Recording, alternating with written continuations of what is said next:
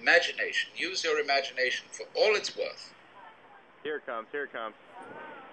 To think yourself into the fact watch that this one, here it comes. this whole sense of importance, of vitality, of aliveness, of being is simply a sudden experience, which was nothing before it started and will be nothing after it's over. What do you think, Mal? That is the simplest possible thing you could believe. It requires no intellectual effort, nothing. Supposing that's the way it is. Now I repeat, what's your inside feeling? Supposing, let's say you feel sorry. For whom is the sorrow? Who, when it's all over, will there be to feel sorry? You really say, I regret now that this thing is going to come to an end. But when it's come to an end, nobody will either regret or be happy about it. That will be that. So in a way, you can say, well, this feeling of sorrow that I have that it's going to come to an end is really rather irrelevant, because let me look at the thing from the other direction. Supposing it never would come to an end. In other words, here is this alternation of joy and sorrow. And however happy I am today, I'm always going to feel miserable later on. And then maybe happy again, but then after that miserable. And this is never going to stop. I just can't get rid of the damn thing. Well, that's pretty depressing, isn't it?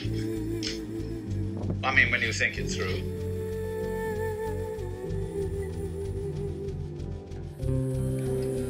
So you say, well, let's make a compromise between these two possibilities. One is that this compromise is, in other words, that it will disappear altogether, but then it'll start again. Because when it starts again, it'll feel like it does now, which is that it never happened before. So you're always in the same place, just like you feel now. That's supposing that the Hindus are right, that the universe lasts for 4,320,000 years, and then it vanishes, and then it starts and runs for another 4,320,000 years, and then it vanishes, and it does it again. And it does it, and does it, and does it, and does it, and there is no end to this. But fortunately, because of the forgettery, every 4,320,000 years, it doesn't become a totally insufferable bore. There is this blank space, this trough between the crests of the waves. You see? That you can't do anything to find that very, very important thing. God, enlightenment, nirvana, whatever. Then what?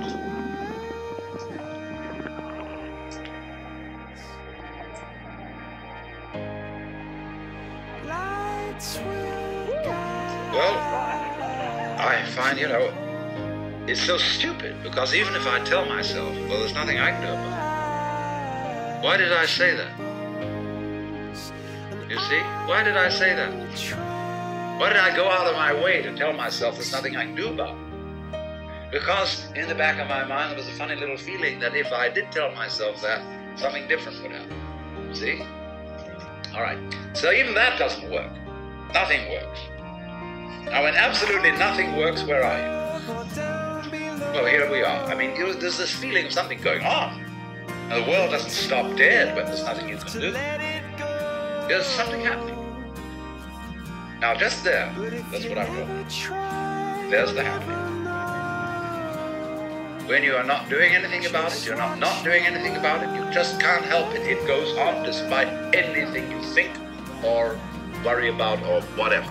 Now, there is the point. Right there. I'm trying to share with you a certain style of life and an attitude to life and an insight.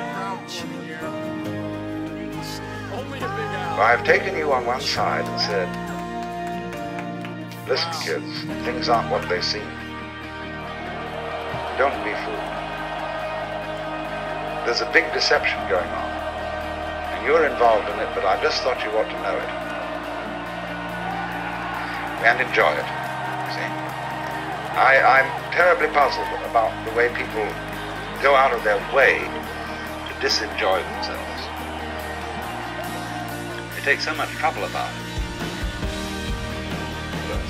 Wherein God is a brilliant light, only somehow veiled, hiding underneath all these forms that you see as you look around. So far, so good.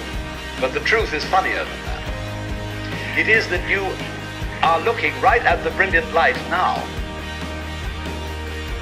That the experience you are having, which you call ordinary everyday consciousness, pretending you're not it, that experience is exactly the same thing as it. There's no difference at all. And when you find that out, you laugh yourself silly. That's the great discovery. In other words, when you really start to see things, and you look at an old paper cup,